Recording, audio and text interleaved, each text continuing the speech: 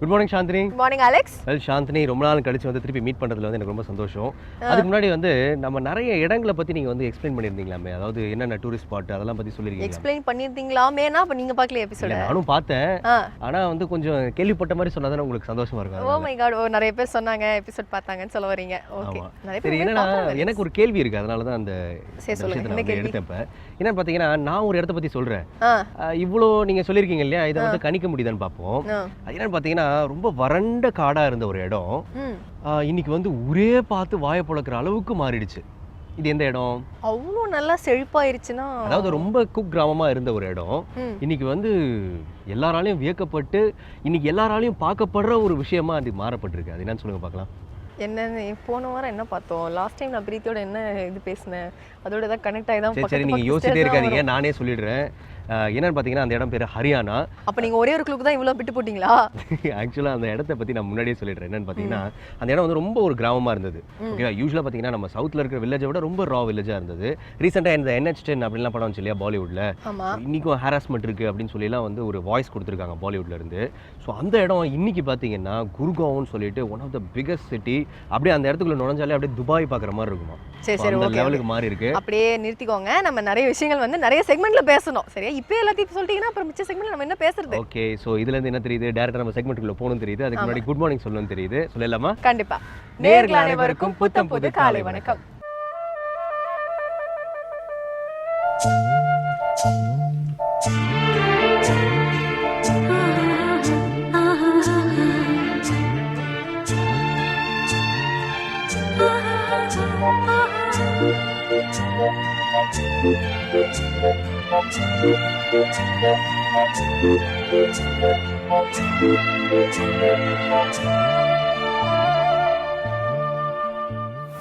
So Chandni, ஹரியானாவை பற்றி வந்து சூப்பராக இன்ட்ரடக்ஷன் கொடுத்தாச்சு. ஸோ ஹரியானாவில் உங்களுக்கு என்ன இடம் தெரியும் சொல்லுங்க பார்க்கலாம். ஆக்சுவலி ஹிசார் அப்படின்ற ஒரு சிட்டி இருக்கு, அது டிஸ்ட்ரிக்ட்டும் கூட. தெரியும், நான் ஒன்று கண்டுபிடிச்சு வந்திருக்கேன். ஸோ வந்து ஹிசாரோட ஏர்போர்ட் பக்கத்துல தான் இருக்கு இந்த இடம். ஆக்சுவலி ப்ளூ பேர்ட் லேக் அப்படின்ற இந்த ஏரியை பற்றி தான் சொல்ல போகிறேன். இது சும்மா 52 ஏக்கர்ஸ் ஆக்சுவலி இந்த ஏரி. ஆக்சுவலி ஏரி ப்ளஸ் பார்க்கும் இருக்குது அதை சுற்றி. ஸோ இந்த ஏரி மட்டும் சும்மா 20 ஏக்கர்ஸ்க்கு இருக்குது. ஸோ எவ்வளோ பெரிய ஏரியா இருக்கும். அண்ட் முக்கியமாக எல்லா பார்க்லையும் நம்ம ஊரில் இருக்க பார்க் மாதிரி ஜாகிங் போகலாம், இங்கே வந்து நடந்த இந்த சுற்றுப்புற சூழலாம் பார்க்கலாம், இந்த விஷயங்கள்லாம் இருக்குது. அண்ட் குழந்தைங்க விளையாடுறதுக்கு ப்ளே ஏரியா இது எல்லாமே இருக்கு. கார் பார்க் ஃபெசிலிட்டில கூட இருக்கு அப்படின்னு சொல்றாங்க. அண்ட் முக்கியமா எல்லாரையும் இன்ட்ரெஸ்ட் பண்ற ஒரு விஷயம் என்னன்னு பாத்தீங்கன்னா ஃபிஷிங் இருக்குங்க. ஓகே, ஃபிஷிங் பண்ணலாம். ஆமா, ஆனா வந்து கொஞ்சம் காசு வாங்குவாங்க அதுக்கு மட்டும். அந்த காசு மட்டும் நீங்க ரெடி பண்ணிட்டு வந்து எவ்வளோ பேர் வேணா வந்து ஃபிஷ் பண்ணிட்டு போகலாம். ரொம்ப ப்ளசண்டா இருக்கும் போல இருக்குது நீங்க சொல்லும்போது. ஃபேமிலியோட போய் ஜாலியாக என்ஜாய் பண்றதுக்கு ஒரு சூப்பரான ஒரு ப்ளசண்டான ஏரியான்னு சொல்றீங்க. ஸோ எனிவே இந்த ப்ளசன்ட் மூடோட நம்ம வந்து சூரியோதயம் செக்மெண்ட்டை பார்த்துட்டு வந்துடலாமா? கண்டிப்பா. இது சூரியோதயம்.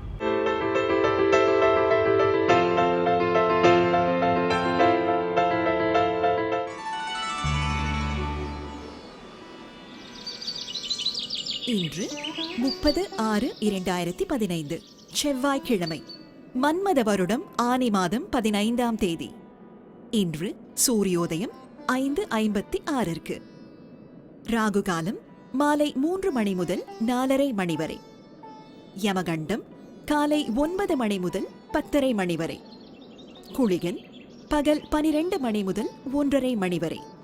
திதி காலை 10 மணி வரை திரியோதசி, பிறகு சதுர்த்தசி. மூலம் நட்சத்திரம். நல்ல நேரம் என்னும் சுப ஊரைகள் காலை 8 மணி முதல் 11 மணி வரை, பகல் 12 மணி முதல் 1 மணி வரை, மாலை 3 மணி முதல் 6 மணி வரை. சித்த அமிர்த யோகங்கள் கூடிய சுபதினம். இன்று மேஷ ராசிக்கு சந்திராஷ்டமம். ஸோ சாந்தினி, நான் ஓப்பனிங் லிங்கில் சொன்ன மாதிரியே வந்து ஒரு ரா லேண்ட்லேருந்து இன்றைக்கி ஒரு பிகஸ்ட் சிட்டியாக மாறி இருக்குது அப்படின்னா பார்த்தீங்கன்னா அதோடைய டெவலப்மெண்ட் எப்படி இருக்கும் அப்படின்னு பாருங்கள். ஸோ எல்லா இடங்கள்லையும் இருக்க மாதிரி இந்த இடத்துலையும் வந்து எல்லா அழகான ஜூலாம் இருக்குது. ஓகேவா? சின்ன சின்ன ஜூஸாக முதல்ல இருந்துச்சா, அது சின்ன சின்ன இடத்த வந்து பிளாட் பண்ணி அது வந்து ஒரு மினி ஜூஸ் மாதிரி வச்சுருந்தாங்களாம். அண்ட் தென் வந்து ரோத்தக் அப்படின்ற ஒரு இடத்துல வந்து ப்ராப்பராக ரோத்தக் ஜூ அப்படின்னு சொல்லிட்டு ஒரு நல்ல ஒரு பெரிய ஒரு ரிசர்வாயர் ஜூ மாதிரி வந்து ஆரம்பிச்சிருந்தாங்களாம். அது வந்து ஸ்பெஷலாக டைகர்ஸ் ரொம்ப ஃபேமஸ் அந்த இடத்துக்காக. ஜென்ரலாக வந்து ஆரம்பத்தில் ஒரு நார்மலாக இருந்தாலும் இன்னைக்கு வந்து போனீங்கன்னு வச்சுக்கோங்களேன், உங்களுக்கு அங்கே கேஃபே இருக்குது, ஆர்டிஃபிஷியல் வாட்டர் ஃபால் இருக்குது. சும்மா டெல்லியிலேருந்து ஒரு 42 கிலோமீட்டர்ஸ் நீங்கள் ட்ராவல் பண்ணால் போதும். இந்த ஒரு பியூட்டிஃபுல்லான ட்ரையல் வாக் பண்ணி நீங்கள் வந்து டைகரை அப்படியே ட்ரெக்கிங் பண்ணி போய் பார்க்குற மாதிரிலாம் உங்களுக்கு ஒரு ஃபெசிலிட்டிஸ் இருக்கா. ஸோ ரோத்தக் ஜூ வந்து கண்டிப்பாக மிஸ் பண்ண முடியாத ஒரு இடம் அப்படின்னு நினைக்கிறேன் ஹரியானாவில். ஓகே, ஸோ நிறைய ஜூஸ் இருக்குது. பட் இது வந்து நம்ம வோடஃபோன் ஜூ மாதிரி இது ஒரு மிகப்பெரிய ஜூ அப்படின்னு கூட சொல்லலாம். பெரிய ஜூ மாதிரி ஜூ மாதிரி தான் இருந்தது நீங்கள் சொல்லுங்கள். ரொம்ப கிளம்பிட்டே வருது. சரி ஓகே, கலாய்க்காதீங்க. தொடர்ந்து பார்த்தீங்கன்னா இலக்கிய மேகம் ஸ்ரீனிவாசன் அவர்கள் பாடலோட விளக்கத்தோட காத்துக்கிட்டு இருக்காரு. பார்த்துடலாமா? பார்த்துடலாம். இது அபிராமி அண்டாதி.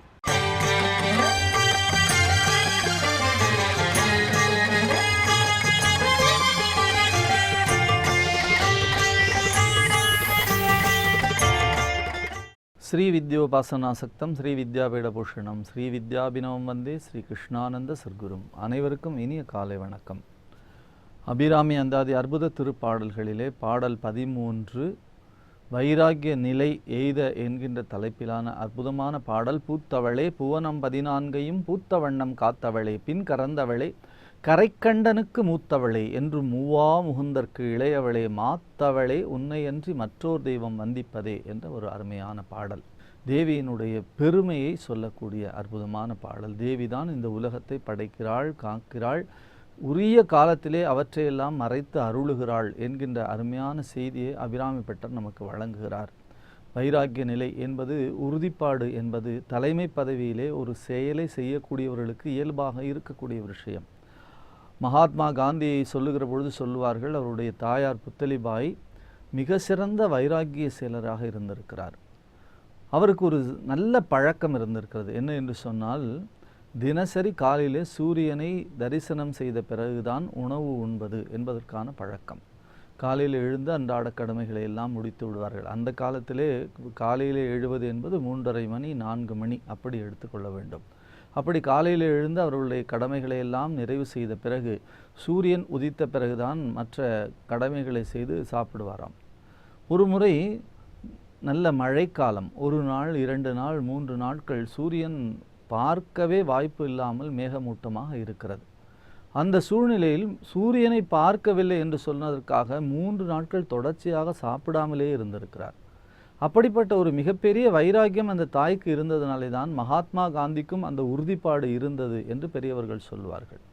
அத்தகைய உறுதிப்பாடு இருக்கிறதே, அது தலைமை பதவியில் இருப்பவர்களுக்கு மிக அவசியமான விஷயம். தான் எந்த கொள்கை எடுத்து கொண்டிருக்கிறார்களோ அந்த கொள்கையை எப்பொழுதுமாக பிடித்து கொள்வது, தேவைக்காக, சூழ்நிலைக்காக அல்லது தேர்தலுக்காக, எந்த சூழ்நிலைக்காக இருந்தாலும் கூட அதை மாற்றிக்கொள்வதிலே அவர்கள் எந்த காலத்திலும் உடன்பட மாட்டார்கள். அப்படி ஒரு தலைமை பதவியிலே இருப்பதற்கான ஒரு செய்தி, உறுதிப்பாடு.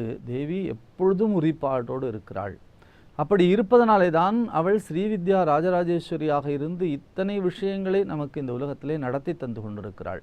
அத்தகைய மிகப்பெரிய உறுதிப்பாட்டை தேவி வைத்திருப்பாள். ஆகையினாலே தான் அவள் இந்த உலகத்தை அற்புதமாக படைக்கிறாள். பூத்தவளே, இந்த உலகம் இருக்கிறதே தேவியினாலே படைக்கப்பட்டிருக்கக்கூடிய அருமையான உலகம். இந்த உலகத்தை, இயற்கையை நாம் பார்க்க வேண்டும், இயற்கையை ரசிக்க வேண்டும். இயற்கையினுடைய காட்சிகளை எல்லாம் நாமும் நம்முடைய குழந்தைகளும் ரசிப்பதற்கான சூழ்நிலையை உருவாக்க வேண்டும். எப்பொழுதுமாக வேலை பார்ப்பது, சாப்பிடுவது, ஓடுவது, தூங்குவது, தொலைக்காட்சி பார்ப்பது, மற்ற வேலைகளை பார்த்து கொண்டிருப்பது, இப்படியாக நாம் உருண்டு கொண்டே இருக்கிறோம். என்றைக்காவது நாம் இயற்கையை பார்க்கிறோம் அல்லது ரசிக்கிறோம் என்று சொன்னால் அன்றைக்கு தான் நமக்கு இவ்வளோ பெரிய வியப்பான உலகம் இருக்கிறதா என்று புரியும். தேவியை பொறுத்த வரைக்கும் இந்த உலகத்தை அவ்வளவு அற்புதமாக சிருஷ்டி செய்திருக்கிறாள். உலகத்தினுடைய அதிசயங்களை நாம் பார்க்கிறோம். மரங்கள், மலைகள், காடுகள், அலைகள் பொருந்திய அற்புதமான கடல்கள், இதையெல்லாம் பார்க்கிற பொழுது நாம் திரும்ப திரும்ப வியந்து கொண்டே இருக்கிறோம். இறைவனின் படைப்புக்கும் மனிதனுடைய படைப்புக்கும் மிகப்பெரிய வித்தியாசம் ஒன்று இருக்கிறது. மனிதன் ஒரு மிஷினை உருவாக்கினான் என்று சொன்னால், ஒரு தொழிற்சாலையிலே ஒரு பொருளை உருவாக்க வேண்டும் என்று ஒரு பொருளை உருவாக்குவதற்கான முயற்சியில் ஈடுபட்டான் என்று சொன்னால், அவன் ஒரே மாதிரியான பொருள்களைத்தான் படைக்க முடியும். ஒரு போல்ட் நட் என்று எடுத்துக்கொண்டால் அந்த மிஷின் அந்த போல்ட் நட்டை தான் உருவாக்கும். அல்லது ஒரு வட்டத்தட்டு என்று எடுத்துக்கொண்டால் அந்த வட்டத்தட்டைத்தான் அந்த மிஷின் உருவாக்கும். அது வித்தியாசமான பொருள்களை அதற்கு உருவாக்குவதற்கான அச்சு கிடையாது. ஆனால் இறைவனை பொறுத்த வரைக்கும் இறைவனுடைய சிருஷ்டியிலே, இறைவனுடைய படைப்பிலே, அம்பிகையினுடைய படைப்பிலே இரட்டை குழந்தைகள் பிறக்கிறதே, அதிலே கூட பார்த்தீர்கள் என்று சொன்னால் 2 குழந்தைகளுக்கும் கை ரேகைகள் வேறு வேறு மாதிரியாக இருக்கும் என்று ஆராய்ச்சியாளர்கள் தெரிவிக்கின்றார்கள். இறைவனுடைய படைப்பிலே ஒரே மாதிரியான விஷயங்கள் எதுவுமே கிடையாது. பகவான் ராமகிருஷ்ணத்திலே போய் சுவாமி விவேகானந்தர் சொல்லுவார், என்னுடைய அதிசயங்களை நீங்கள் சொல்லுகிறீர்களே, ஒரே ஒரு செடியிலே ஒரே கிளையிலே ஒரே மாதிரியான புஷ்பங்கள் வருகின்றனவே, அதிலே மாறுபாடு தோன்றுமா என்று கேட்கிறார். பகவான் ராமகிருஷ்ணர் சொல்லுகிறார், நாளை காலையிலே நம்முடைய ஆசிரமத்தில் இருக்கக்கூடிய செம்பருத்தி செடியை போய் பார்த்துவிட்டு பிறகு பேசலாம் என்று சொல்லுவார். மறுநாள் காலைக்காக காத்து கொண்டிருக்கிறார் சுவாமி விவேகானந்தர். அப்பொழுது மறுநாள் காலை விடிந்ததும் விடியாதுமாக ஓடி போய் பார்க்கிறார். ஒரே செம்பருத்தி செடியிலே ஒரு பக்கம் மஞ்சள் கலரான மலரும் இன்னொரு பக்கம் சிவப்பு கலரான மலருமாக பூத்திருக்கிறது. அத்தனை நாள் அந்த அதிசயத்தை அவர் பார்க்கவில்லை. அப்பொழுது வியந்து போய் திரும்பி ராமகிருஷ்ணரை பார்க்கிறார். இறைவன் நினைத்தால் எதை வேண்டுமானாலும் சிருஷ்டி பண்ணுவான் என்பதற்கான காட்சி இது விவேகானந்தா என்று சொல்லுகிறாராம் பகவான் ராமகிருஷ்ணர்.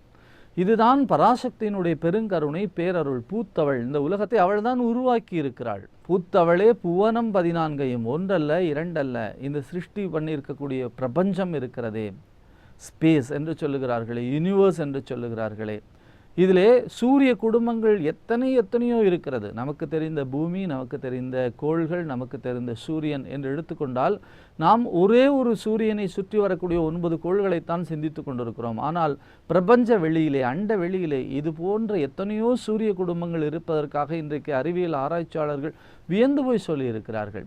அப்படி புவனம் 14, தீவு 7, கடல் 7, பூமி 7 என்று பெரியவர்கள் சொல்லுகிறார்கள். அப்படி புவனம் 14ஐயும் பராசக்தி படைத்திருக்கிறாள். ஒன்றல்ல இரண்டல்ல. ஒரு பொருளை படைப்பது என்பதற்கான திறமை எத்தனை வேண்டும் என்று யோசித்து பார்க்கிறோம். பூத்தவளே புவனம் 14ஐயும். படைப்பது பெரிய விஷயமில்லை, படைத்து விடலாம். ஆனால் படைத்தவற்றை காப்பாற்ற வேண்டும், அதுதான் ஒரு விஷயம். ஒரு பரந்த வெளியிலே ஒரு விளக்கை ஏற்றி வைத்தால் அந்த விளக்கை அணையாமல் எப்படி பாதுகாப்பது என்பதற்கான முயற்சியிலே நாம் ஈடுபட வேண்டும். ஏற்றி வைத்த விளக்கை காப்பாற்றுவது எத்தனை கடினமோ அதுபோல படைத்த பொருள்களை அப்படியாக காப்பாற்ற வேண்டும். பூத்தவளே புவனம் 14ஐயும் பூத்த வண்ணம் காத்தவளே. இது எப்படி படைத்திருக்கிறாளோ அதே போல தேவி அச்சசலாக காப்பாற்றி கொண்டே இருக்கிறாள். நாம் தான் நினைக்கிறோம், நாம் இதை செய்கிறோம், நாம் இதை செய்யவில்லை, நாம் இருந்தால்தான் இது நடக்கும், நாம் இல்லை என்று சொன்னால் இந்த பிரபஞ்சமே நின்று போய்விடும், நான் இல்லை என்று சொன்னால் அலுவலகம் ஸ்தம்பித்து போய்விடும், நான் போய் திறந்தால்தான் இது நடைபெறும், நான் இல்லாவிட்டால் இந்த குடும்பத்தை யார் காப்பாற்றுவார்கள், எல்லாம் சீரழிந்து போய்விடும் என்ற வசனங்களை நாம் திரும்ப திரும்ப உலகத்திலே கேட்டுக்கொண்டே இருக்கிறோம். ஆனால் ஒரே ஒரு விஷயம், உறுதியான விஷயம், யார் இருந்தாலும் யார் இல்லாவிட்டாலும் கூட இந்த உலகம் தொடர்ந்து நடைபெற்று கொண்டே இருக்கும். அந்த இடத்திற்கு தகுதியான ஒருவரை பராசக்தி இந்த உலகத்திலே மீண்டும் மீண்டும் உருவாக்கி கொண்டே இருக்கிறாள். ஆகையினால எந்த தனி மனிதனும் கர்வத்தோடு நான் இருந்தால்தான் நடக்கும் என்று சொல்லுவது ஒரு வீணான செய்தி. யார் இல்லாவிட்டாலும் கூட, அவர் எவ்வளோ பெரிய கெட்டிக்காரராக எவ்வளோ பெரிய சாதனையாளராக இருந்தாலும் கூட, அந்த தனி மனிதன் இல்லாவிட்டாலும் இந்த உலகம் இயங்கும். ஏனென்று சொன்னால் அதை நிறைவேற்றுவது, அதனை நடத்துவது பராசக்தியினுடைய கருணையாக இருக்கிறது. பூத்தவளே புவனம் 14ஐயும் பூத்த வண்ணம் காத்தவளே என்று சொல்கிறோம். எப்படி பூக்கிறாளோ, எப்படி பூக்கச் செய்கிறார்களோ, எப்படி படைக்கிறாளோ அதே போல இந்த படைத்த உலகத்தை காப்பாற்றக்கூடிய அற்புதமான பணிகளை பராசக்தி செய்து கொண்டே இருப்பதை ஒவ்வொரு நாளும் நாம் பார்த்து கொண்டே இருக்கிறோம். பிழைக்கலாம் என்று சொல்லுகிறவன் பிழைக்காமல் போகிறான், பிழைக்கவே முடியாது என்று மருத்துவராலே கைவிடப்படுகிறவன் பிழைத்து கொண்டு விடுகிறான். இந்த அதிசயங்களை நாம் பார்ப்பதற்கான காரணம் இதெல்லாம் பராசக்தி தன்னுடைய கருணையினாலே பூத்த வண்ணம் காத்து கொண்டே இருக்கிறாள் என்ற அருமையான பாடல்தான் பூத்தவளே புவனம் 14ஐயும் பூத்த வண்ணம் காத்தவளே பின் கறந்தவளே கரைக்கண்டனுக்கு மூத்தவளே என்றும் மூவா முகுந்தற்கு இளையவளே மாத்தவளே உன்னையன்றி மற்றொரு தெய்வம் வந்திப்பதேன் என்ற அருமையான பாடல் நாம் உறுதிப்பாடு என்று சொல்லக்கூடிய வைராக்கிய நிலையை எய்துவதற்காக நம்முடைய பெரியவர்கள் நமக்கு தந்திருக்கக்கூடிய அபிராமி அந்தாதியினுடைய அருமையான பாடல். இதனை காலை மாலை 2 வேளைகளிலும் விளக்கை ஏற்றி வைத்து அம்பிகையினுடைய திருச்சந்நிதி முன்னாலே ஒரு 21 முறை குறைந்தது நாம் சொல்லிக்கொண்டே இருந்தால் உறுதிப்பாடு என்று சொல்லக்கூடிய வைராகிய நிலை கட்டாயமாக சித்திக்கும். அத்தகைய அருமையான வாய்ப்பை நாம் பெறுவதற்கு தொடர்ந்து இந்த பாடலை சிந்திப்போம். நாளை சந்திப்போம். நன்றி, வணக்கம். அலெக்ஸ் ஹரியானாலே one of the oldest park இல்லைனா ஜூன்னு சொன்னீங்கன்னா டீர் பார்க் தான். இது ஆக்சுவலி 1970 வந்து உருவாக்கியிருக்காங்க. ஸோ இதில் நிறைய விதமான மான்கள்லாம் நீங்கள் பார்க்கலாம். அண்ட் வந்துட்டு நிறைய டைகர்ஸ் இருக்குது, நிறைய ரிசர்வ் பண்ணுறாங்க. பட் ஸ்டில் வந்து நிறைய அசம்பாவிதங்கள்லாம் நடந்திருக்கு நம்ம ஜூஸ்லலாம். இப்போ மிச்சம் இருக்கிறது பார்த்தீங்கன்னா 5 டைகர் தான் இருக்கா மேக்ஸிமம் அந்த மொத்த ஹரியானா ஸ்டேட்லேயே. அதில் வந்து இந்த 5 இடங்கள்ல தான் வந்து இந்த 5 டைகர்ஸ் நீங்கள் பார்க்க முடியும். ஸோ வந்துட்டு மினி ஜூ அப்படின்ற இடத்துல, அப்புறம் பிவாலி, ரோத்தாக், அப்புறம் பிபாலி, இந்த 4 இடத்துல தான் வந்து நீங்கள் வந்து இந்த 5 டைகர், அதாவது 2 each அப்படின்ற மாதிரி வச்சிருக்காங்க. ஸோ மொத்தமாகவே 5 தான் இருக்குது. ஸோ நிறைய வந்து அது இது எக்ஸ்டிங்ஷன் ஆகிறதுக்கு முன்னாடி வந்து இதை ப்ரீட் பண்ணி ஆகணும் அப்படின்னு சொல்ல வரீங்கல்ல. ஆமாம். எனவே நம்ம ப்ரீடிங் அப்படின்னு சொல்லும் பொழுது கருவில் இருக்கிற விஷயத்தை வந்து பாதுகாக்கணும் அப்படின்னும் போது நம்மளுக்கு கொஞ்சம் காம்ப்ளிகேட்டடாக ஃபீல் பண்ணுவோம். ஸோ இந்த மாதிரியான காம்ப்ளிகேஷன்ஸ் தேவையில்லை. கருவில் இருக்க குழந்தை எப்படி பாதுகாக்கணும்னு சொல்ல வராங்க குழந்தை பிறப்பு பயிற்சியாளர் டாக்டர் ஆனந்தி ரகுபதி. பார்த்துடலாமா? கண்டிப்பா. இது சுகமான சுமைகள்.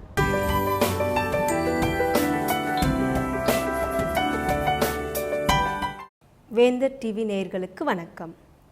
சுகமான சுமைகள், கர்ப்பிணி பெண்கள் எப்படி அவங்களோட ப்ரெக்னென்சி ஃபுல்லாக இருக்கணும், எந்த மாதிரி மனநிலைமையில் இருந்தால் குழந்தை எந்த மாதிரி இருப்பாங்க, ஃபிசிக்கல் அண்ட் மென்டல் ஹெல்த் மதருக்கு எவ்வளோ இம்பார்ட்டண்ட்டோ அதுதான் நாளைக்கு குழந்தையோட ஃபிசிக்கல் அண்ட் மென்டல் ஹெல்த்தாக வருது அப்படிங்கிறது நிறையா பேசிகிட்ருக்கோம், பார்த்துட்ருக்கோம்.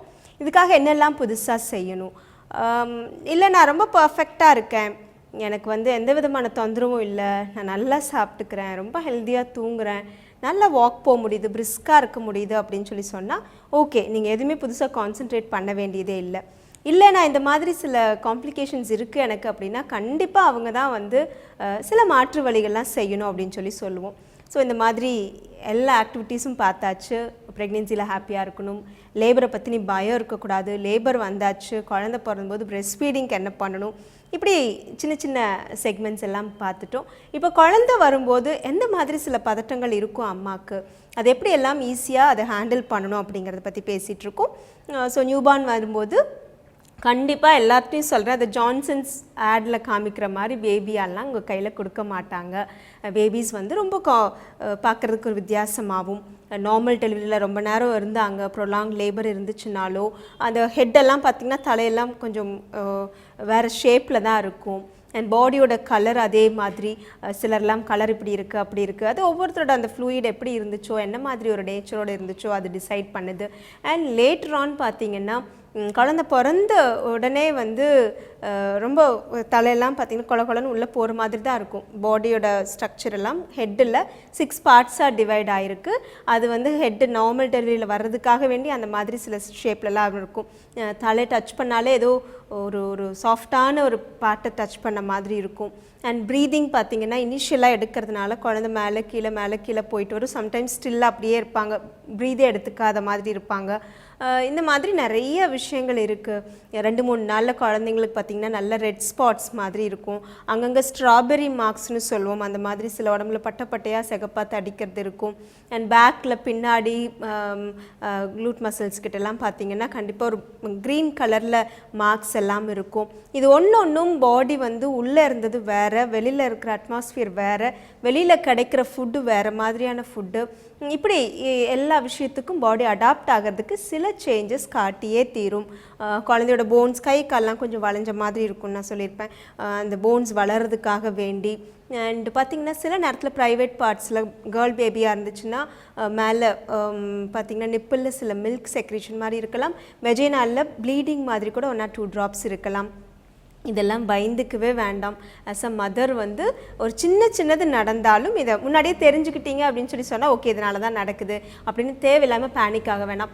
ஒன்ஸ் வந்து ஒரு பதட்டம் வந்துச்சுன்னா அது குறையிறதுக்கே உங்களுக்கு ஒரு 1/2 day ஆயிரும். அதுக்குள்ளே பார்த்தீங்கன்னா கண்டிப்பாக உங்களுக்கு பிரெஸ்ட் ஃபீடிங்கில் சில ப்ராப்ளம்ஸ்லாம் வர ஆரம்பிச்சிடும். அப்புறம் குழந்தைக்கு ஃபீட் பத்தலை அப்படிங்கிற டென்ஷன். ஸோ எல்லாத்துக்கும் பிளான்டாக இருங்க. குழந்தை கன்சீவ் ஆகும்போதே நாளைக்கு அந்த குழந்தைக்கு ஒரு 6 months 1 year வரைக்கும் இப்படியெல்லாம் ரொட்டீன் இருக்கும் அப்படிங்கிறதெல்லாம் தரவாய்க்கோங்க. அதுக்கப்புறமும் ஒவ்வொரு நாளும் லேர்னிங் பீரியட் தான், 1 yearல முடியறதில்லை. ஒரு குழந்தை வளர ஒவ்வொரு நேரத்துலையும் ஒரு அம்மாவுக்கு வேறு மாதிரியான சில பொறுப்புகள், சில ரெஸ்பான்சிபிலிட்டிஸ், புதிய லேர்னிங்ஸ் எல்லாமே இருக்கத்தான் செய்யும். சில பேரண்டிங் கொஷினில் பார்த்தீங்கன்னா 10 வயசில் இருக்கவங்களுக்கும் சில கொஷின்ஸ் இருக்குது, 5 வயசில் இருக்கவங்களுக்கும் சில கொஷின்ஸ் இருக்குது, 20 வயசில் இருக்கிற பையன் பொண்ணு இருந்தபோது அம்மாவுக்கு சில கொஷின்ஸ் இருந்துகிட்டே தான் இருக்குது. ஸோ அதனால் இது இப்படியெல்லாம் வந்து நம்ம ப்ரிப்பேர் ஆகிக்குவோம், ரெடி ஆகிக்கலாம். முன்னாடி இருந்தால் இப்படி எல்லாம் இருக்கும். ஒரு ஜென்ரலான ஒரு ஸ்டடீஸோடு போய்க்கோங்க. அப்போ வந்து ரொம்ப ஹார்ட் ஒர்க் பண்ண வேண்டியதில்லை, ஸ்மார்ட் ஒர்க்கில் எல்லாத்தையும் ஹேண்டில் பண்ணலாம். ஸோ இப்போ இங்கே நியூபார்னுக்கு மறுபடியும் வருவோம். நியூபார்னில் பார்த்தீங்கன்னா இந்த மாதிரி சில ஃபிசிக்கல் அப்பியரன்ஸ் இருக்கிறது வேறு. மென்டலி பார்த்தீங்கன்னா அந்த குழந்தைக்கு வந்து நான் சொல்லியிருக்கேன் அவ்வளோ அலர்ட்டாக இருக்காங்க. முதல் 3 நாள் ரொம்ப இம்பார்ட்டன்ட்.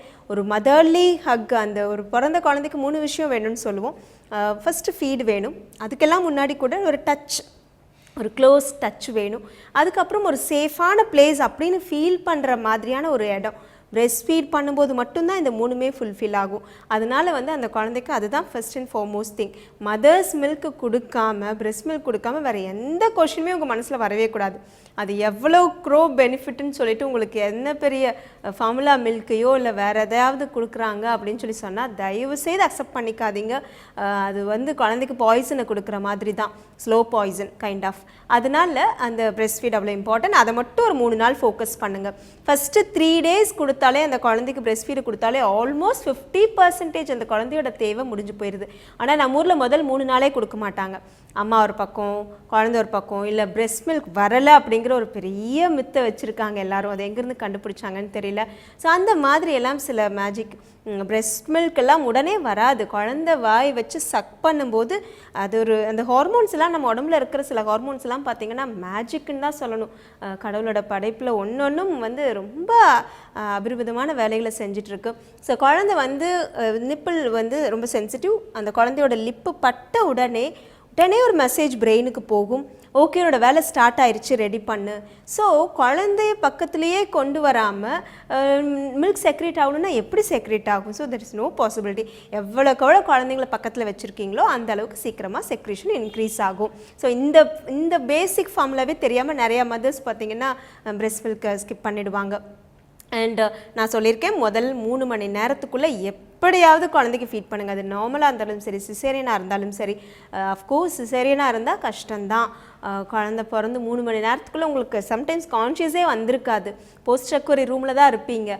ஆனாலும் கூட நாங்கள்லாம் இப்போ வந்து ரொம்ப ஃபோர்ஸ் பண்ணி குழந்தை பிறக்கிறதுக்கு முன்னாடியே டாக்டர்ஸையும் நர்ஸையும் டார்ச்சர் பண்ண ஆரம்பித்து, குழந்தை பிறந்தோடனே தூக்கிட்டு அவங்களுக்கு மயக்கம் தெரியறதுக்கு முன்னாடி குழந்தைய கொடுத்து ஃபீட் பண்ண வைக்கிறதுக்கு நாங்கள்லாம் எஃபர்ட்ஸ் போட்டுட்ருக்கோம். ஸோ அந்த மாதிரி நடந்துகிட்ருக்கு.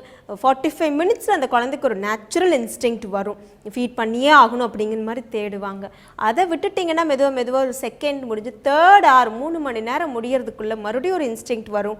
அப்போவும் அந்த குழந்தைக்கு நிப்பிள் கிடைக்கல, ஃபீட் பண்ணணுங்கிற ஆர்வம் அப்போ தூண்டப்படலை அப்படின்னு சொல்லி சொன்னால் கண்டிப்பாக அந்த குழந்தை தான் கிராஜுவலி மில்க் குடிக்கிறதுல ஆர்வம் இல்லாமல் நிறைய பர்சன்டேஜ் பார்த்திங்கன்னா அந்த மாதிரி குழந்தைங்க குடிக்கிறத குறைச்சிக்கிறாங்க ரொம்ப சீக்கிரம். அது குழந்தை குறைக்கிறதுக்கு முன்னாடி நமக்கும் குறைஞ்சி போயிடும். மதர்ஸ்க்கு பார்த்திங்கன்னா செக்ரேஷன் குறைஞ்சி போயிடும். ஸோ இந்த ரெண்டுமே கீ கொடுத்தா வேலை செய்கிற மாதிரி தான். குழந்தை எவ்வளோக்கு எவ்வளோ சக் பண்ணுதோ மேலேருந்து செக்ரேஷன் நடந்துகிட்டே இருக்கும். ஸோ இந்த கான்செப்ட் ஞாபகம் வச்சுக்கோங்க. குழந்தைக்கு முதல் 3 நாள் ரொம்ப இம்பார்ட்டன்ட் பிரெஸ்ட் ஃபீடு தான். அதுக்கப்புறம் வந்து அம்மாவோட ஸ்மெல், அம்மாவோட டச்சு, இதெல்லாம் ரொம்ப இம்பார்ட்டன்ட். நல்லா தூங்க வைக்கிறது வந்து, நல்லா பிரெஸ்ட் மில்க் கொடுத்தாலே ஆப்வியஸாக நல்லா தூங்குவாங்க அந்த குழந்தைங்க. அண்ட் வயிற்றுக்குள்ளே இருக்கிற மெக்கோனியம்னு சொல்கிற ஸ்டூல்ஸ் எல்லாம் ரொம்ப ஈஸியாக வர்றதுக்கும் பிரெஸ்ட் மில்க் தான் ஹெல்ப் பண்ணும். குழந்தை பார்த்திங்கன்னா ஆல்மோஸ்ட் 5 months ஊமில் இருக்கும்போது இருந்தே நிறையா ஸ்டூல்ஸ் உள்ளே அப்படியே அக்குமுலேட் ஆகிட்டே இருக்கும். அதெல்லாம் வெளியில் வர்றதுக்கு பிரெஸ்ட் மில்க் போன உடனே அது அப்படியே லாக்ஸேட்டிவ் எஃபெக்ட்னு சொல்ல நல்ல ஸ்டூல்ஸ் எல்லாம் கீழே வர்றதுக்கு ஹெல்ப் பண்ணும். இதை விட்டுட்டு சில வீட்டில் எல்லாம் ஈவன் எங்களுக்கெல்லாமே சொல்லியிருக்காங்க, நல்லா மாட்டுப்பால் கொடுத்தா தான் குழந்தையோட மோஷன் ஃப்ரீயாக போகும் அப்படின்னு சொல்லிட்டு. அதெல்லாம் கிடையாது. ஒன்ஸ் மாட்டுப்பால் கொடுத்தீங்கன்னா உங்கள் பிரெஸ்ட்டில் ஒரு 4 மணி நேரத்துக்கு அந்த குழந்தை குடிக்காமல் இருக்குது அப்படின்னு சொல்லி சொன்னால் உடனே எங்கள் பிரெயினுக்கு மெசேஜ் போகும், தேவைப்படலை இப்போதைக்கு ஸ்டாப் பண்ணு அப்படின்னு சொல்லி. அந்த மாதிரி அந்த மெசேஜ் போகிறதுக்கு அலோவ் பண்ணாதீங்க. ஈவன் பிறந்த குழந்தை ஒரு 3 வாரம் 1 மாதம் வரைக்கும் நைட்டில் அதிகமாக குடிக்காமல் கேப் ஒரு 4 மணி நேரம் 5 மணி நேரம்லாம் தூங்குது அப்படின்னா உங்களுக்கு பிரெஸ்ட் மில்க் குறையிறதுக்கு கூட வாய்ப்பு இருக்குது. அதனால் மேக்ஸிமம் 4 மணி நேரம், ஒரு வாட்டி இல்லை 2 வாட்டி அந்த குழந்தை ஒரு நாளைக்கு அப்படி லாங் ஸ்ட்ரெச் தூங்குவாங்க எழுந்திரிக்காமையே. ஆனால் 2 மணி நேரத்துக்கு ஒன்ஸ் அந்த குழந்தை குடிக்க தான் இந்த மெஷின் நிறையா ப்ரொடியூஸ் பண்ணணும் அப்படிங்கிற இதுக்கு பழக்கப்படும். அதனால் எல்லாமே மெக்கானிக்கல் பாடி தாங்க. இன்ஸ்ட்ரக்ஷன்ஸ், ஹார்மோன்ஸ் வந்து எப்படி வேலை செய்யணும்னா இன்ஸ்ட்ரக்ஷன் வந்தால் வேலை செய்யும். அந்த இன்ஸ்ட்ரக்ஷனை மட்டும் கொடுக்கறதுக்கு பழகிக்கோங்க. பாடி வந்து அதனோட ரொட்டீன் எந்த இடத்துலையுமே ஸ்டாப் பண்ணாது அப்படின்னு சொல்லுவோம். ஸோ பிரெஸ்ட் ஃபீடிங் நல்லா போயிட்டுருக்கு. வேறு என்ன குழந்தைக்கு வேணும்? குழந்தைக்கு ரொம்ப அதிகமாக தேவைப்படுறது என்னன்னு பார்த்தீங்கன்னா டச்சு. நான் ஊமில் சொல்லியிருக்கேன், ஊமில் 5வது மாதத்துலேருந்தே டச் நிறையா புரியும். ஸோ நிறையா டச் பண்ணுங்கள். அந்த குழந்தை டச் பண்ண அவ்வளோ எந்துவாக, நீங்கள் யாரோ வெளியிலேருந்து பேசினா நம்ம எப்படி ரெஸ்பாண்ட் பண்ணுவோமோ அந்த மாதிரி டச் பண்ணாலே அந்த குழந்தைங்க ரெஸ்பாண்ட் பண்ணுவாங்க. அது எவ்வளோ பெரிய விஷயம் இல்லையா? நீங்கள் ஒன்றுமே பண்ண வேணாம், ஏதோ ஒர்க் பண்ணிட்டு இருக்கிறீங்க, மேனேஜர்கிட்ட பேசிகிட்டு இருக்கீங்க, ஃபோனில் பேசிகிட்டு இருக்கீங்க, கிச்சனில் ஒர்க் பண்ணுறீங்க, ஒரு கையில் பண்ணிட்டு கூட இன்னொரு கையில் டச் பண்ணிக்கிட்டே இருங்க. அதுக்காக மொனோட்டனஸாக சொல்லியிருக்காங்க அப்படின்னு சொல்லிட்டு டச் பண்ணுறது இல்லை, ரொம்ப ஆத்மார்த்தமாக ஃபீல் பண்ணி லைவ்லியாக ஹாப்பியாக அதை செய்யுங்க. டச் பண்ணும்போது அந்த குழந்தையவே தடுற மாதிரி, குழந்தையோட கை காலில் நம்ம வந்து விரல் படுற மாதிரி ஃபீல் பண்ணிவிட்டு டச் பண்ணுங்கள் அப்படின்னு சொல்லுவோம். ஸோ வெளியில் வந்தும் அதே மாதிரி தான் டச் ரொம்ப இம்பார்ட்டன்ட். ஒரு நாளைக்கு அந்த குழந்தைய தூக்கும் போதெல்லாம் தலையிலேருந்து கால் வரைக்கும் ஒரு இதமாக ரொம்ப கேர்ஸிங் டச் மேலேருந்து கொடுத்துட்டு அதுக்கப்புறம் அந்த குழந்தைய தூக்கி தோளில் போடுங்க அப்படின்னு சொல்லுவோம். ஸோ இப்படி தோளில் போடுறது காட்டிலும் இப்படி இந்த நெஞ்சுக்கு நடுவில், ஹார்ட்டுக்கு நடுவில் இப்படி வச்சிட்டிங்க அப்படின்னு சொன்னால் அந்த ஹார்ட் பீட் ரொம்ப ஈஸியாக அந்த குழந்தை கேட்கும். ஸோ ஹார்ட் பீட்டை கேட்க அந்த குழந்தைக்கு ரொம்ப ஹாப்பியாக இருக்கும். அப்போ நம்ம பத்திரமா இருக்கும் அப்படின்னு அதுக்கு மைண்டுக்குள்ளே ஏதோ வாய்ஸ் சொல்லிக்கிட்டே இருக்கும். ஸோ அதனால் குழந்தைங்களை இப்படி தூக்கி போட்டிங்கன்னா கூட பார்த்திங்கன்னா மூக்கு அமுத்தலாம், அந்த மாதிரி கொஞ்சம் சேஃப்டியாக பார்த்துக்கணும். இப்படி வச்சுக்கிட்டிங்கன்னா அந்த குழந்தை முகத்தை இந்த பக்கமோ அந்த பக்கமோ திருப்பி அழகாக வச்சுப்பாங்க. உங்களோட மிட் லைனில் இப்படி வச்சுக்கலாம். ஸோ இதெல்லாம் வந்து ஈஸியான பொசிஷன். அதுவும் இல்லாமல் குழந்தைங்களோட கை ரெண்டும் எப்போவுமே அந்த குழந்தை உடம்புல டச் பண்ணிகிட்டே இருந்துச்சு அப்படின்னு சொன்னாலே ரொம்ப ஹாப்பியாக, ஏன்னா ஊமில் அதே மாதிரி தான் இருக்காங்க, கை கால்லாம் உடம்போட ஒட்டுன மாதிரி. ஸோ ஒரு 20 days 1 month வரைக்கும் அந்த பொசிஷனில் வச்சு அப்புறம் மெதுவாக ஓப்பன் பண்ணி கொண்டு வாங்க. எடுத்த உடனே இப்படி போட்டுட்டா அத்தனை ஒரு பயமாக இருக்கும் அந்த குழந்தைக்கு, அத்தனை ஒரு புது ஒரு கஷ்டமான இதாக தான் அந்த குழந்தையோட மைண்ட் செட் ஆகுது. அதனால் மெதுவாக ஊமோட என்விரான்மெண்ட்லேருந்து வெளியில் கொண்டு வாங்க அப்படின்னு சொல்கிறோம். ஸோ இதுக்கப்புறம் என்ன தேவை, ஒரு வாரம் 10 நாளைக்கு அப்புறம் அந்த குழந்தைக்கு என்னெல்லாம் தேவைப்படுது அப்படிங்கிறத பற்றி அடுத்த செக்மெண்ட்டில் பார்க்கலாம். அது வரைக்கும் நன்றி. சாந்தினி, நம்மளுடைய நேஷனல் பேர்டு எது? இது பீகாக். ஓகே, நம்ம பீகாக் வந்து அழிஞ்சிடக்கூடாது. அதாவது மேக்ஸிமம் வந்து நிறைய இடங்களில் இருக்கக்கூடிய நேஷனல் பேர்டு இல்லை நேஷனல் அனிமல் வந்து அழிஞ்சிட்டே வருது, எக்ஸ்டென்ஷனுக்கு போயிடுதுன்றதுனால நம்ம இடங்களில் இருக்கக்கூடிய நேஷனல் பேர்டை சேவ் பண்ணணும் அப்படின்றதுக்காக ஹரியானா ஒரு இனிஷியேட்டிவ் எடுத்திருக்கு. அது என்னன்னு பார்த்தீங்கன்னா, பீகாக் மட்டும் இல்லை, சிங்காரா, அதாவது மான் இருக்கு இல்லையா, மான் வகைகளில் சிங்காரான்றது ஒரு வகைன்னு சொல்லலாம். ஸோ இது ரெண்டுத்தையும் வந்து ப்ராப்பராக வந்து ப்ரீட் பண்ணி அதோடைய கரெக்டான ப்ரீடிங் வேல்யூ இருக்கணும் அப்படின்றதுக்காக அந்த இடத்த கிரியேட் பண்ணியிருக்காங்க. அது வந்து ஜுவாபா அப்படின்னு சொல்லி ஒரு இடத்துல இருக்குது. அந்த இடம் எதுக்காக அப்படின்னு பார்த்தீங்கன்னா, ஸ்பெஷலாக ப்ரீடிங் பண்ணுறதுக்காக. ஸோ அதில் வந்து டிஸ்பிளேக்கும் இருக்குது போல இருக்குது. பீகாக்லாம் போய் நம்ம டேரெக்டாக பார்த்துட்டு வரலாம். ஸோ இந்த இடத்துக்கு வந்து கவர்மெண்ட் 20 crores செலவு பண்ணியிருக்காங்க. அது மட்டும் இல்லாமல் மினிஸ்ட்ரி ஆஃப் ஃபாரஸ்ட் டிபார்ட்மெண்ட் வந்து இது ஆரம்பிச்சு வச்சிருக்காங்க 2011. ஸோ கண்டிப்பாக போனீங்கன்னா பார்த்துட்டு தான் வரீங்க. கண்டிப்பாக நானும் போகிறேன் அலெக்ஸ், நீங்களும் வாங்க சரியா? நம்மளும் போய் பீகாக் எப்படி அழகாக ப்ரீட் பண்ணுறாங்கன்னு பார்த்துட்டு வரலாம். இது தொடர்ந்து பார்த்தீங்கன்னா doctor Sivaraman disease and prevention பற்றி பேசுறதுக்காக காத்துட்டு இருக்காரு. பார்த்துடலாமா? பார்த்துடலாம். இதனால மாதிரி ஆவல்.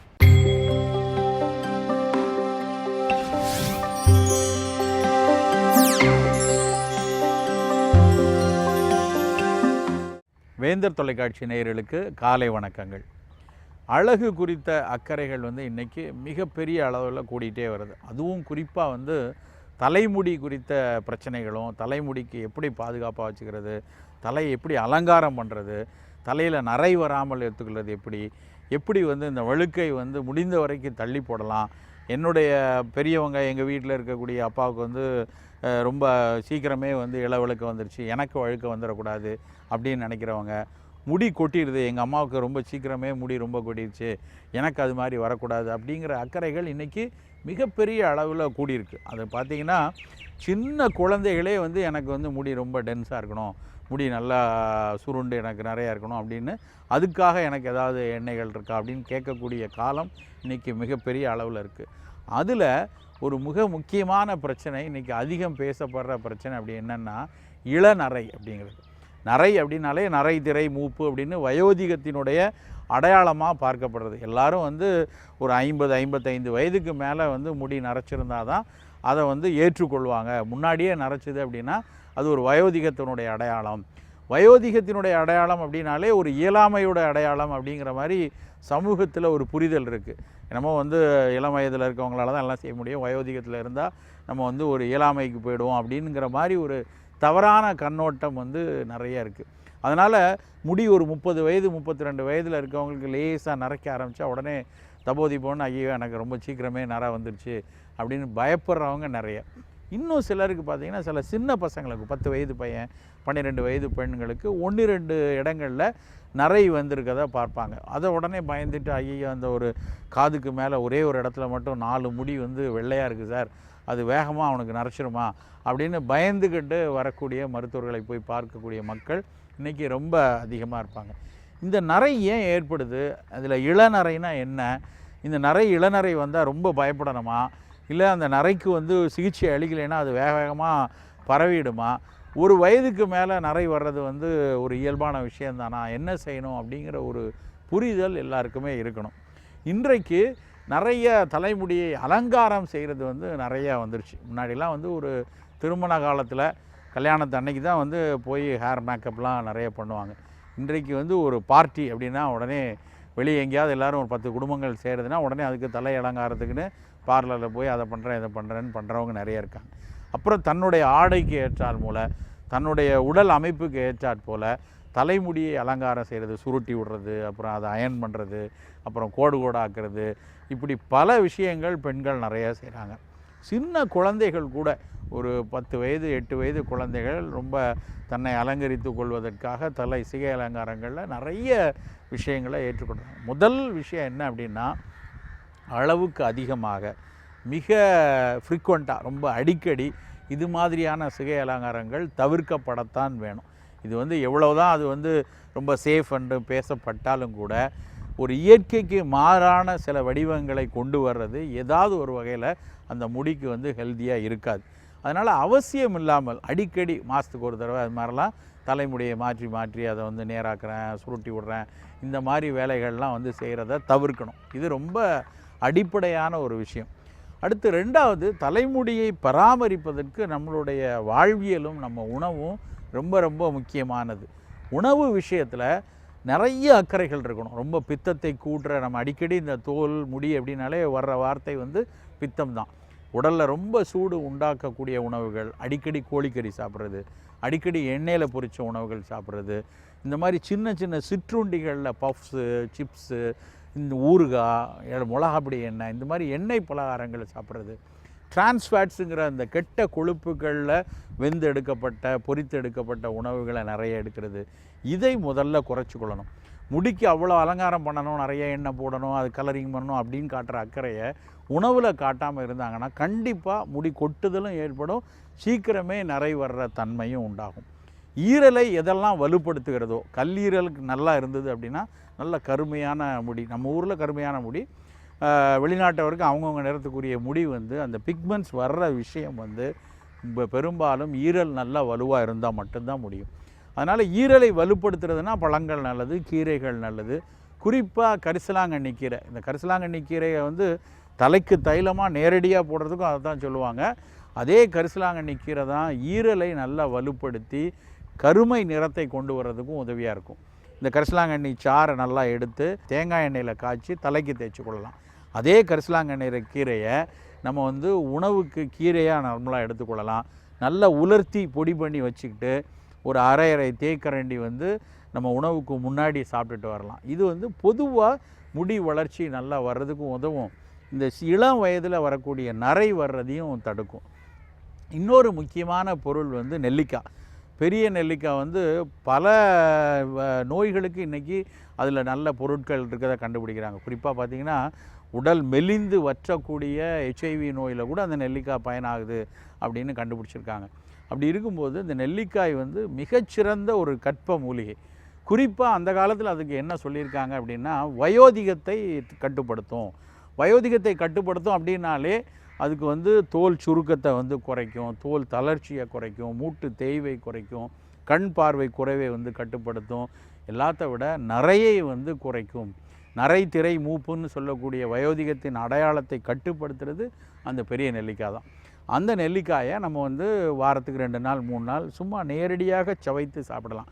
நெல்லிக்காய் நல்லதுன்னு உடனே நெல்லிக்காயில் சர்பத்து போட்டு அதில் எக்கச்சக்கமாக வெள்ளை சர்க்கரையை போடுறது, இல்லைன்னா நெல்லிக்காயை வந்து ஊறுகாய் மாதிரி எண்ணெயில் ஊற வச்சு வேக வச்சு எடுக்கிறது. நிறைய பேர் இப்போ நெல்லிக்காயை இனிப்பு நெல்லிக்காய்னு தேன் நெல்லிக்காய்னு போய் வாங்குறாங்க. பல நேரங்களில் பார்த்திங்கன்னா அந்த கடைகளில் வாங்குகிற அந்த தேன் நெல்லிக்காயை வேக வைத்து சுகர் சிரப்பில் தான் போட்டு விற்கிறான். அந்த சுகர் சிரப்பு பல கெடுதியை உண்டாக்கக்கூடியது. அதுக்கு பதிலாக நம்ம வீட்டில் நெல்லிக்காய் கட் பண்ணி அந்த நேரத்தில் தேனை தொட்டு சாப்பிட்டா கூட தப்பு இல்லை. நெல்லிக்காய் தேனூரல் அப்படின்னு போட்டு அதில் ஒரு சுகர் சிரப்பில் போய் அதை வச்சு எடுத்து சாப்பிட்றது உண்மையிலே நெல்லிக்காயினுடைய பல பலன்களை வந்து குறைத்து விடும். நெல்லிக்காய் பயன்படுற மாதிரி இன்னொரு பொருள் வந்து கருவேப்பிலையை வந்து நம்ம பொடி பண்ணி வச்சுக்கிட்டு நல்லா உலர்த்தி பொடி பண்ணி வச்சுட்டு அதை ஒரு 6,000 தேக்கரண்டி எடுத்துக்கலாம். இரும்பு சத்து அதிகமாக உள்ள இன்னொரு பொருள் வந்து எள்ளு துவையல் எடுத்துக்கலாம். எள்ளு வந்து நம்ம உணவுகளில் சட்னியாவோ ஏதாவது ஒரு ஃபார்மில் வந்து எள்ளை வந்து உணவில் எடுத்துக்கொள்ளலாம். இந்த மாதிரி உடலுக்கு நல்லது செய்யக்கூடிய கரிசலாங்கண்ணி, எள்ளு இந்த மாதிரி விஷயங்களை அப்பப்போ எடுத்துக்கொள்ளணும். பழங்களில் மாதுளப்பழம், பப்பாளி பழம் இதை தொடர்ந்து எடுத்துக்கொள்ளணும். இது எல்லாமே இளநரை வருவதை உணவு சார்ந்து தடுக்கக்கூடிய விஷயம். அப்படி வந்துருச்சு. முதல் விஷயம், ஒரு சின்ன குழந்தையாக இருக்கும்போது ஒரு அங்கங்கே ஒரு இடத்துல இருக்குன்னா அதை பற்றி பதட்டப்பட வேண்டாம். எனக்கு வந்து 4 முடி நரைச்சிருச்சு, 4 முடி இளநறையாக இருக்குது அப்படிங்கிறதுல வந்து ரொம்ப ஆங்ஸைட்டி ஆகிறது வந்து ரொம்ப தவறு. அது வந்து இயல்பாகவே அந்த முடி போனதுக்கப்புறம் புதுசாக வர முடியல நார்மலாக வந்துடும். அதனால் பதட்டம் முதல்ல வேண்டியதில்லை. ஆனால் ஒரு பக்கம் பூரா கொத்தாக வந்து நிறம் மாறிட்டு வருதுன்னா நம்ம சரியான மருத்துவம் செய்து கொள்ளணும். அதில் ரொம்ப எளிய ஒரு விஷயம் வந்து திரிபலா அப்படின்னு சொல்லக்கூடிய கடுக்காய், நெல்லிக்காய், தாண்டிக்காய். அதுலேயும் இந்த பெரிய நெல்லிக்காய் தான், அதை ஒட்டிய குடும்பம் தான் 3மே. அந்த கடுக்காய், நெல்லிக்காய், தாண்டிக்காய் 3னுடைய விதையை நீக்கிட்டு அந்த 3ஐயும் நல்லா காஞ்சதாக வாங்கிட்டு விதையை நீக்கிட்டு அதை பொடி செய்து வைத்துக்கொண்டு அதுக்கு பேர் திரிபலா சூரணம் அப்படிம்பாங்க. அந்த திரிபலா சூரணம் வந்து 1/2 தேக்கரண்டி எடுத்துக்கொள்ளலாம். இது பொதுவாக நல்லா மலம் கழிகிறதுக்காக பயன்படுத்துகிறது. நிறைய கற்ப மருந்தாகவும் உடலுக்கு வலுப்படுத்துவதற்கும் பயன்படுத்தக்கூடிய ஒரு பொருள். அந்த திரிபலா வந்து இன்றைக்கு திரிபலா கற்பமாக செய்கிறாங்க. அந்த திரிபலா பொடியை நல்லா வேங்கப்பட்ட சாறில் வச்சு எடுக்கிறது, கருங்காலிப்பட்ட சாறில் வச்சு எடுக்கும் பொழுது அது வந்து திரிபலா கற்பமாக மாறும். அந்த பொருள் வந்து முடி உதிர்தலையும் கட்டுப்படுத்தும், இளநரை வர்றதையும் கட்டுப்படுத்தும். ஏன்னா இது எல்லாத்துலேயுமே நல்ல அந்த முடி நரை உருவாகிறத தன்மையை மாற்றக்கூடிய அந்த ஆன்டி ஆக்சிடேஷன் தன்மையும் நிறைய இருக்குது. பிக்மெண்ட்ஸ் வர்றதுக்கு ஈரலில் இருந்து கொண்டு வருவதற்கான ஆற்றலும் அந்த திரிபலா கற்பத்தில் இருக்குது. அதை வந்து நம்ம தொடர்ந்து மருத்துவமனைகளில் வாங்கிக்கலாம், இல்லைனா நாட்டு மருந்து கடையில் வாங்கி நம்மளே பண்ணிக்கொள்ளலாம். அதை எடுத்துக்கொள்ளலாம். கரிசலாங்கண்ணி பொடியை வந்து ஒரு 1/2 தேக்கரண்டி தொடர்ந்து எடுத்துக்கொள்ளலாம். இதை தவிர இந்த நரை பகுதிக்கு நம்ம போடுற அந்த எண்ணெய்கள் வந்து அப்போ அந்த குறிப்பாக கரிசலாங்கண்ணி, மடக்கு தைலம் இதெல்லாம் நம்ம போட்டோம் அப்படின்னா அந்த நேரத்துலையும் அந்த கரிசாலை சாறினுடைய கருமை நிறத்தினால அது வந்து இளநரையும் வெளியே பார்க்கறதுக்கு வெளுப்பாக தெரியாது. அந்த எண்ணெய் பயன்படுத்த உள்ளிருந்து வரக்கூடிய அந்த புதிய முடியும் வந்து நல்ல கருமை நிறமான ஒரு முடியாக வருவதற்கு வாய்ப்பு நிறைய அதிகம். அதனால் ஆரம்பத்திலேயே இதனுடைய முதல் நிலைகள்லேயே நம்ம வந்து அதை கவனமாக வச்சு உணவியலும் வாழ்வியல்லையும் நம்மளுடைய கவனத்தை எடுத்துக்கிட்டோம் அப்படின்னா இந்த இளநரை பெரிய பிரச்சனையாக மாறாது. அதுக்கப்புறம் இன்னொரு முக்கியமான விஷயம், நிறைய நரைச்சிருச்சு, 45 வயது 50 வயது நரைச்சிருச்சு அப்படின்னா அவசியப்பட்டால் நம்ம வந்து முடிந்த வரைக்கும் நம்ம வந்து டை பண்ணுறதை வந்து ரொம்ப அதிகமாக அடிக்கடி பண்ணுறதை வந்து தவிர்க்கலாம். அப்படி அவசியப்பட்டால் ஒரே ஒரு நிறுவனத்திலேருந்து ஏதாவது ஒரு விஷயத்தை உங்களுடைய மருத்துவர் சொல்லக்கூடிய இதிலிருந்து அதை பயன்படுத்தி கொள்வது ஓகே. வயோதிகமாக வந்துருச்சு, ஒரு 60 வயது 55 வயதுக்கு மேலே வந்துருச்சுன்னா இந்த மாதிரி டை விஷயங்களில் கொஞ்சம் எச்சரிக்கையாக இருக்கும். ஏன்னா பல மூலிகை டைகளும் வந்து கெமிக்கல் உள்ளது தான். வெளியே வந்து ஹெர்பல் டை அப்படின்னு இருக்கணுன்னே முழுமையாக மூலிகையில் பண்ண டை கிடையாது. அது அந்த நிறமி பொருள் வந்து டையிலிருந்து வரும். ஆனால் அதை முடியில் நிறுத்துறது வந்து ரசாயனங்கள் தான். அதனால் அடிக்கடி இதை பயன்படுத்துகிறதை நம்ம தவிர்த்து கொள்ளணும். வயோதிகத்துக்கு வந்துட்டோம், 55 வயது 60 வயது வந்துட்டோன்னா நம்மளுடைய எதிர்ப்பாற்றல் குறைவாக இருக்கிற நேரம், வாழ்வியல் நோய்கள் இயல்பாகவே வரக்கூடிய நேரம். அந்த நேரத்தில் நம்ம நிறமையை போட்டு மாற்றணுங்கிறது அவசியமே இல்லை. அந்த நேரத்தில் நிறைய ஏற்றுக்கொள்வது மிகச் சரியான விஷயமாக இருக்கும். அலெக்ஸ், ஆக்சுவலி வந்து நம்ம ஹரியானால ஒரு ஹெர்பல் பார்க் இருக்கு. அது பேர் Shatavar Vatika herbal park. Okay. So அந்த ஹெர்பல் பார்க் வந்து 125 ஏக்கர்ஸ் வந்து பரப்பளவில் அமைச்சிருக்காங்க. ஸோ வந்துட்டு நிறைய அரிய ஹெர்பல்ஸ், அதாவது ஆயுர்வேதிக் மெடிசன்ஸ்லாம் வந்து அங்கே கிடைக்கும். ஸோ அந்த மாதிரி செடிகள்லாம் நிறைய வளர்த்துட்டு வராங்க. முக்கியமாக குறிப்பாக அடுத்து வர ஜென்ரேஷனுக்குலாம் வந்து இந்த மாதிரி சில கல்டிவேஷன் இதெல்லாம் எப்படி கல்டிவேட் பண்ணுறது, அப்புறம் இதனால் என்னென்ன பயன்கள் இந்த செடிகள்னால, இது எப்படி ஆயுர்வேதிக் மெடிசனாக கன்வெர்ட் பண்ணுறது, இந்த மாதிரி சில விஷயங்கள்லாம் கற்று தந்துட்டு இருக்காங்களா. சூப்பராக சொன்னீங்க. இந்த ஹெர்ப்ஸ்லாம் வந்து பார்த்தீங்கன்னா நம்ம ஒரு லெவலில் வந்து கிங்காக இருந்தோம் ஒரு காலத்தில். ஸோ இப்போ வந்து பார்த்தீங்கன்னா அந்த ஓலைச்சுவடிகள்லாம் இல்லை, அதுக்கு ஆதாரம் இல்லை அப்படின்னு சொல்லிட்டு நம்ம இப்போ தான் திருப்பி எல்லாத்தையும் வந்து ரினோவ் பண்ணிட்டு வரோம்னு நினைக்கிறேன். இதுக்கு மேலே வரக்கூடிய ஜென்ரேஷன் வந்து ப்ராப்பராக அதை யூஸ் பண்ணணும்.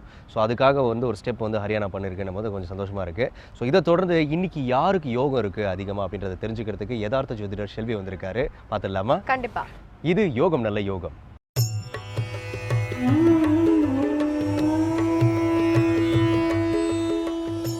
வேந்தர் டிவி நேயர்களுக்கு அனைவருக்கும் இனிய காலை வணக்கம். யோகம் நல்ல யோகம் நிகழ்ச்சியில் ஒவ்வொரு நாளும் உங்களை சந்திப்பதில் மகிழ்ச்சி அடைகின்றேன். இன்றைய நாளானது ஆனி மாதம் 15ஆம் நாள், ஆங்கில தேதியில் 30ஆம் தேதி 6வது மாதம் 2015ஆம் ஆண்டு செவ்வாய்க்கிழமை. முதலாவதாக பார்க்கக்கூடிய ராசி மேஷ ராசி. மேஷ ராசிக்கு இன்றைய நாள் பார்த்தீர்கள் என்றால் சந்திராஷ்டமம் கண்டினியூ ஆனாலும் எந்தவித பயமும் காணப்படவில்லை. ஆனால் காலையிலிருந்து எல்லா விஷயத்திலும் அதிகமான உழைப்பு தேவைப்படுகிறது. ஓய்வில்லாமல் உழைக்கக்கூடிய அமைப்பு மன கஷ்டத்தையும் அயற்சியும் ஏற்படுத்தலாம். தேக ஆரோக்கியத்தில் ஏற்கனவே உபத்திரம் உள்ள ஒரு பகுதி பிரச்சனை ஏற்படுத்தலாம். அந்த விஷயத்தில் சிறிது கவனம். மற்றபடி எதற்கும் கலங்காமில்லாமல் பெரிய அளவு அனுகூலங்களும் பெரிய மனிதர்களால் மிகப்பெரிய ஆதாயமும் கிடைக்கக்கூடிய நாள்.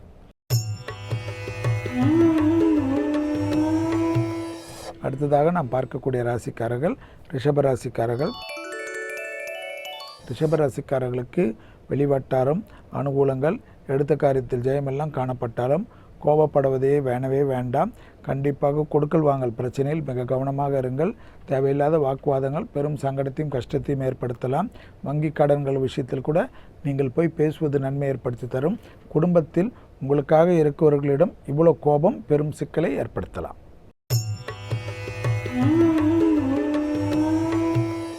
அடுத்ததாக நாம் பார்க்கக்கூடிய ராசிக்காரர்கள் மிதுன ராசிக்காரர்கள். தைரியம் தன்னம்பிக்கை வளரக்கூடிய நாள்.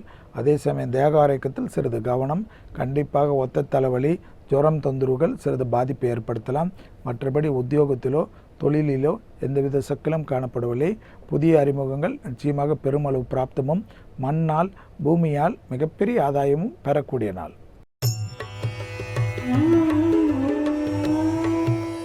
அடுத்ததாக நாம் பார்க்கக்கூடிய ராசிக்காரர்கள் கடகராசிக்காரர்கள். ஏற்றமான அமைப்பு, தொட்டது தொடங்கக்கூடிய காலகட்டம், சுபவிரிய பிராப்தம், அனுகூல செய்திகள் எல்லாம் காணப்பட்டாலும் கண்டிப்பாக வரவுக்கு மீறிய செலவுகள் காணப்படுகிறது. பணக்கிஷ்டத்தில் சிறிது கவனமாக இருக்க வேண்டும்.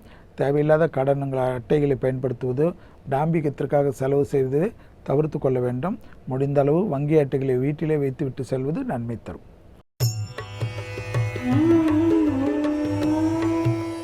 அடுத்ததாக நாம் பார்க்கக்கூடிய ராசிக்காரர்கள் சிம்ம ராசிக்காரர்கள். வெளிவட்டாரமோ உத்தியோகத்திலோ தொழில் அமைப்பிலோ வியாபார அமைப்பிலோ ஒன்றும் குறை காணப்படவில்லை. புதிய முக்திகள் பெருமளவு பாராட்டும் அனுகூலத்தையும் ஏற்படுத்தி தரும். ஆனால் சோம்பலால் தேவையில்லாத என்ற நாளை முழுவதும் வேஸ்ட் செய்வது போன்ற அமைப்பு காணப்படலாம். எனவே காலையிலே குளித்து விடுவது பெருமளவு சங்கடத்தை பரிபூர்ண நிவர்த்தி ஏற்படும். இரத்த பந்த உறவுகளுடன் வாக்குவாதம் கூடாது.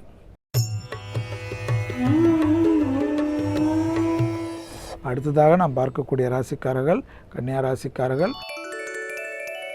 காலையிலிருந்து ஆரம்பிக்கக்கூடிய அனைத்து விஷயம் ஜெயம் ஏற்படும். புதிய அறிமுகங்கள் அனுகூலங்கள் காணப்படும். தட்டிப்போன பயணங்களுக்கு ஒன்று சேர்வதற்குண்டான சாத்தியக்கூறும் காணப்படும். தொலைதூர செய்திகள் நன்மைகள் ஏற்படும். வேற்றுமொழி மனிதர்கள் மூலமாக மிகப்பெரிய ஆதாயம் பெறுவீர்கள். உத்தியோகம் அரசு துறை சார்ந்தவர்கள் புதிய பொறுப்புகள் வருவது கண்கூடாக பார்க்கலாம். பெரிய அளவு சந்தோஷமும் உடற்பயிற்சிக்கு உண்டான முயற்சியில் ஈடுபடுவதே ஆரோக்கியத்திற்கு உண்டான புது முயற்சிகள் வெற்றிகளையும் சந்தோஷத்தையும் அனுகூலத்தையும் ஏற்படுத்தி தரும்.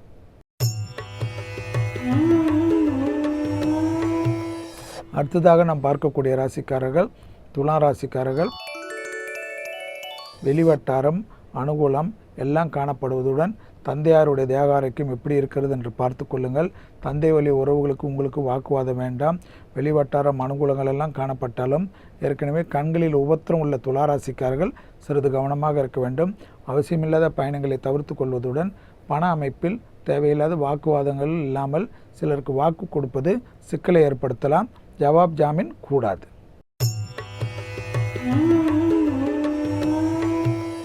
அடுத்ததாக நாம் பார்க்கக்கூடிய ராசிக்காரர்கள் விருச்சிக ராசிக்காரர்கள். சட்டவிரோதமான காரியங்களில் ஈடுபடுபவர்களுடைய நிழல் கூட அண்டாமல் பாதுகாத்து கொள்ளுங்கள். வண்டி வாகனத்தில் கவனமாக செல்லுங்கள். அவசியமில்லாத இரவு நேர பயணத்தை தவிர்த்து கொள்ளுங்கள். கண்டிப்பாக யாருக்காகவும் பெருமைக்காக டாம்பிக்கத்துக்காக நான் அதை செய்வேன் இதை செய்வேன் என்று எந்தவித கூப்பாடும் வேண்டாம். உங்களை சுற்றி எல்லோரும் பார்த்து கொண்டிருக்கிறார்கள் நினைவில் வைத்துக் கொள்ளுங்கள். 3 குரங்கு பொம்மையை நினைவில் வைத்துக்கொண்டு சுருக்கிக் கொள்வது நன்மை தரும். அதிக வேகம் விவேகத்தை தராதவுடன் பிரச்சனை நிச்சயமாக ஏற்படுத்தும்.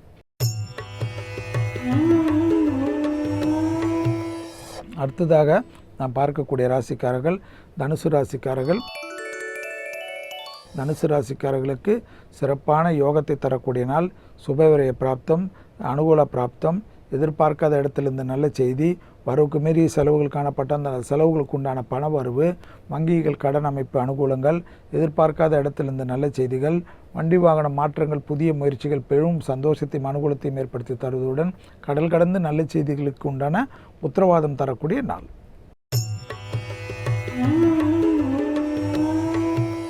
அடுத்ததாக நாம் பார்க்கக்கூடிய ராசிக்காரர்கள் மகர ராசிக்காரர்கள். ஜெயம், அனுகூலம், உத்தியோகத்தில் மேன்மை, புதிய முயற்சிகள் அனுகூலங்கள், பெரிய மனிதர்கள் சந்திப்பது, அரசியல் துறையில் சார்ந்தவர்கள் புது பொறுப்புகளுக்கு வருவது, மேலதிகாரிகள் தலைவர்களுடைய அன்புக்கு அனுகூலம் ஏற்படுவது, பெரிய மனிதர்களை சந்திப்பது, ஒன்றன் பின் ஒன்றாக நல்ல செய்திகள் வருவது, உங்களுடைய வாழ்க்கையில் உங்களுடைய பிளானிங் எல்லாம் சக்ஸஸ் ஆவது, வீடு அமைப்பு வாகன அமைப்பெல்லாம் யோகத்தை தருவது.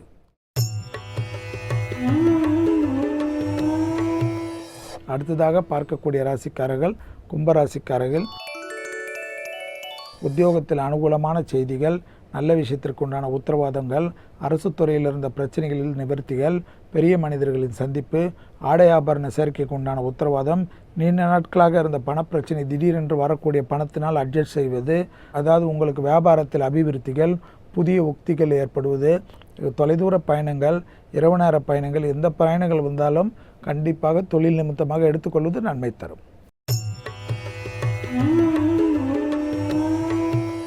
அடுத்ததாக கடைசியாக பார்க்கக்கூடிய ராசிக்காரர்கள் மீன ராசிக்காரர்கள். யோகம், அனுகூலம் எல்லாம் காணப்பட்டாலும் குடும்பத்தில் உள்ள பெற்றோர் பெரியோர் உடல்நிலைக்கு முக்கியத்துவம் கொடுக்க வேண்டும். கண்டிப்பாக யாரிடத்திலும் அவமானகரமான விஷயத்தில் கோபத்தில் எதுவும் பேர்த்தையில் பேச வேண்டாம்.